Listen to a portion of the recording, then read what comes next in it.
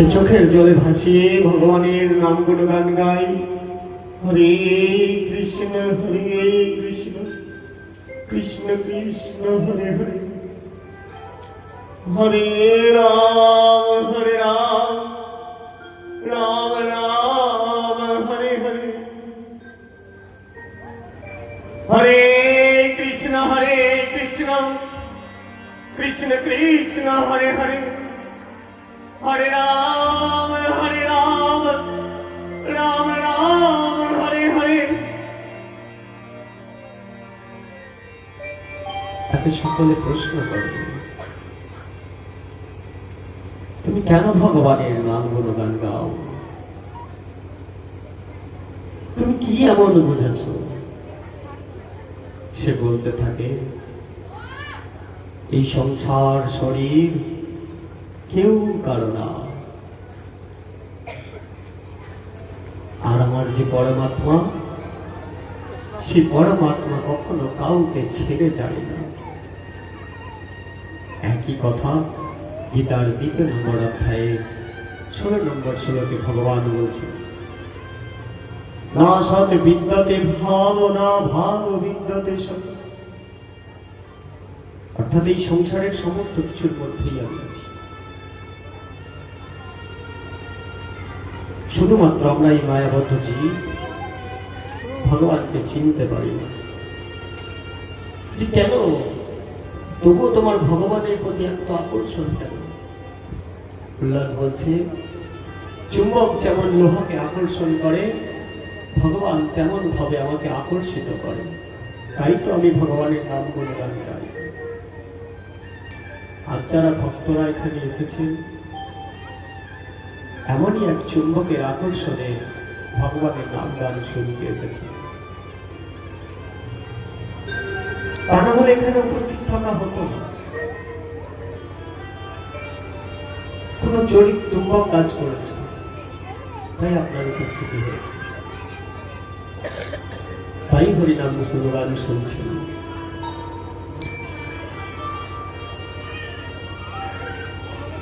ভক্ত প্রহ্লাদকে তার এই হরিনাম ভোলানোর জন্য গুরু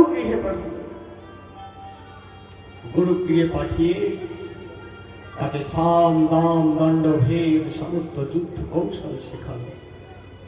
তবুও ভক্ত প্রহ্লাদ আমার গাই, হরে কৃষ্ণ কৃষ্ণ কৃষ্ণ হরে হরে, হরে রাম রাম রাম হরে হরে। অবসর সময় গুরুগৃহের যে সমস্ত সহপাঠীরা থাকে তাকে জিজ্ঞাসা করে, বললাম তুমি আমার ভক্ত হলে কি করে?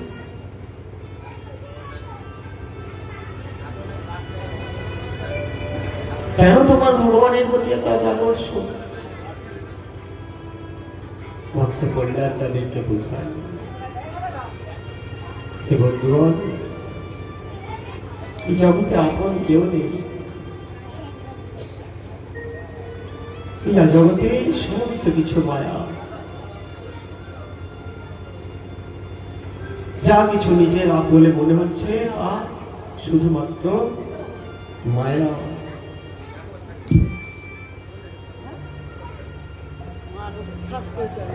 এই মায়া থেকে তোমরা দূরে থাকো। প্রেম প্রীতি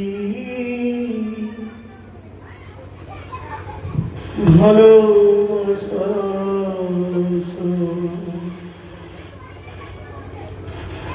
কথা যে কথার কথা,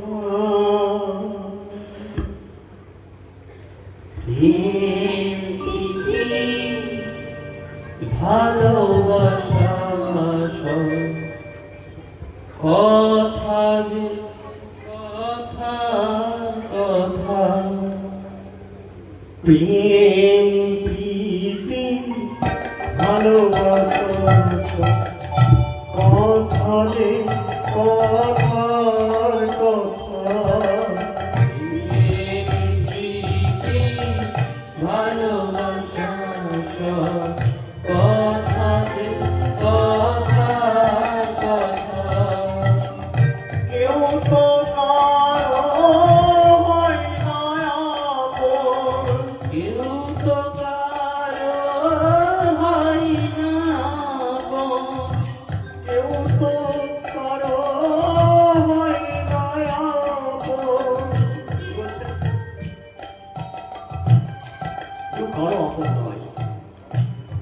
প্রেম প্রীতি ভালোবাসা সব মাত্র কথার কথা। ভাই আমার, বন্ধু আমার, সন্তান আমার, পুত্র আমার, কন্যা আমার, এগুলো শুধুমাত্র কথার কথা। বাড়ি আমার, গাড়ি আমার, সমস্ত কিছু আমার নয়। কেউ তো কারো হয় না আপন, আপন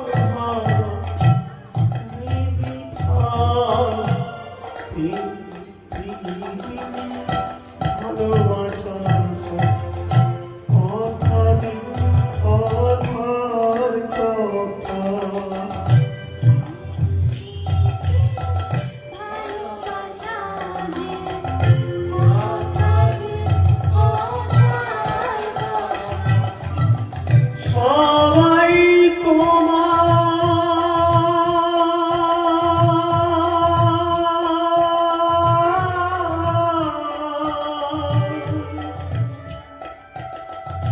সবাই তোমার সামনে রবে, তবু বাঁচতে না পারবে।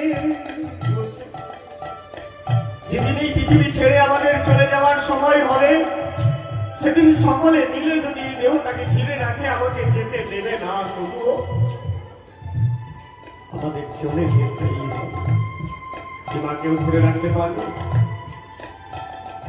নিতাই গৌর হরি বল, হরি বল। এই যে মা, আপনি সকলের সামনে বসেছেন, আপনি পিছনে তাকান না, অন্তত আমাদের দিকে লক্ষ্য রাখুন।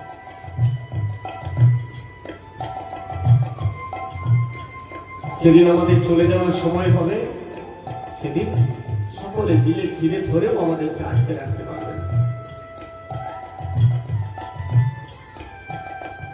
তোমারে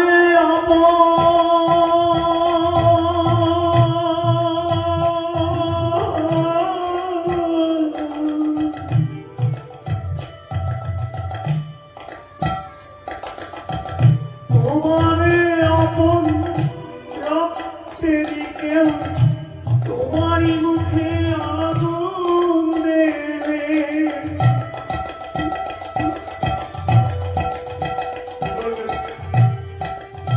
যে দেহটাকে আমরা এত ভালোবাসছি, সেই দেহটাকে আমারই রক্তের কেউ আমাদের দেহটাকে মুখে আগুন দিয়ে দেবে। আর আগুন দেওয়ার পর ঘুরেও তাকাবে না সেই দেহটি। তবু আমরা কি করি?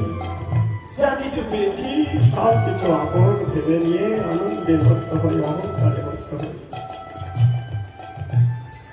আকাশেতে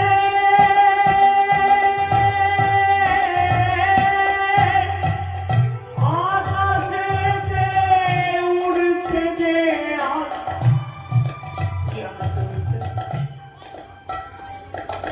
আমরা তো আকাশে উঠতে পারি না, আকাশে তো পাখিরা উড়ে, তাই না? কিন্তু আমরাও আকাশে উড়ি। যখন আমাদের অনেক অর্থ, ধন, সম্পদ সমস্ত কিছু হয়ে যায়, অনুসত্য জ্ঞান হারিয়ে ফেলে অহংকারে মত্ত হয়ে কত না কর্ম করে বসি। বলে এটাকেই বলে আকাশে উড়ে যায়। কিন্তু তাদের পরিণতি কি হবে? আকাশেতে উড়ছে যে সে মাটিতে মিশে যাবে। ভালোবাসা কথারে কথার কথা,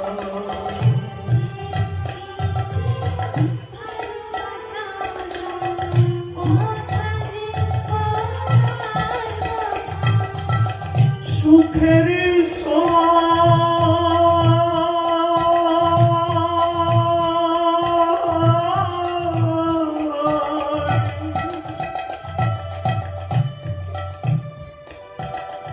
সুখের সময় থাকবে পাশে, দুঃখের সময় ছেড়ে চলে যাবে।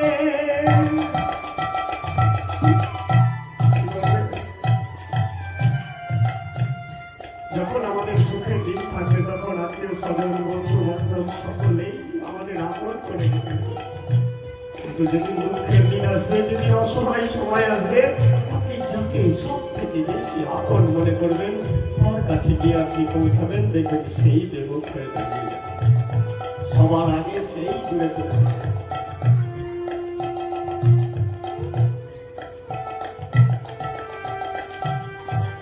দুনিয়ার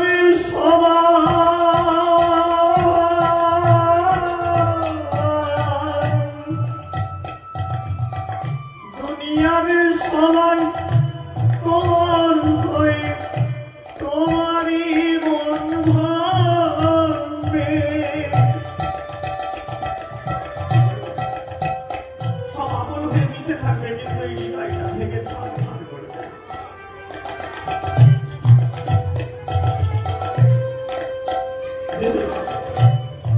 জগতের কোন জীব, কোন মানুষ আমাদেরকে আনন্দ দিতে আসে না, সবাই সবাইকে দুঃখ দিতে আসে।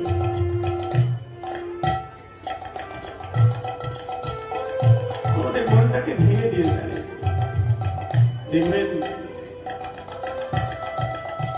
যদি কখনো কোন চরম প্রিয়জন থাকে, কোনোদিন আপনার সাথে বিবাদ হয়নি, একদিন হয়তো সেই পৃথিবী ছেড়ে চলে গিয়েই আপনাকে দুঃখ দিয়ে যাচ্ছেন, তাই বলবে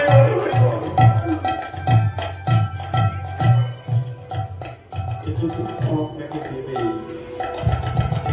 সেটা সরাসরি হোক বা অন্য দিক দিয়ে হোক। কেন দেবে? কেন দেয় যাবে? আমি প্রথম থেকে বলছি ভগবানকে, ভগবান সর্বত্র বিরাজমান, আমি প্রথম থেকে বলছি পৃথিবীর সর্বত্র বিরাজমান, তাই না? কিন্তু তবু আমরা ভগবানকে ফাঁকি দিই। আমরা কোনো কুকর্ম করে ভাবি যে এটা কেউ দেখতে পাইনি, এটাই বড় হইব। ভাবছি কি কেউ দেখতে পাইনি, এটা কেমন পরিস্থিতি? যেমন করে একটা মস্ত হাতি একটা কলা গাছের আড়ালে নিজের চোখটা ঢাকা পড়ে গিয়ে মনে ভাবে কোন চাষি আমাকে দেখতে পাচ্ছে।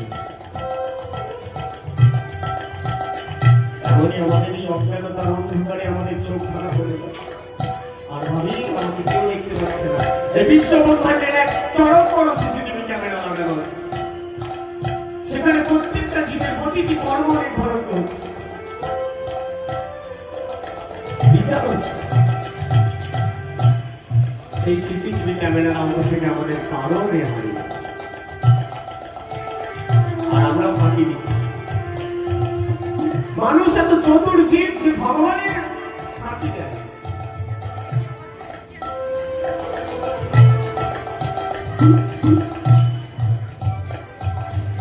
তো যদি ভগবানকে মানুষ ফাঁকি দেয় তাহলে কি হবে? ভগবানকে দেয় যে ফাঁকি, যে মানুষ ভগবানকে ফাঁকি দেয়, ভগবানকে দেয় যে ফাঁকি, মানুষ মানুষকে কি ছেড়ে দেবে?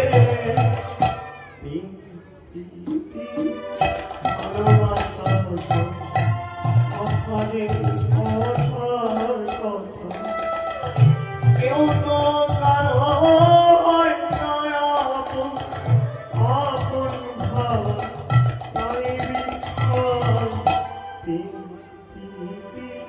ভালোবাসা কথার কথা।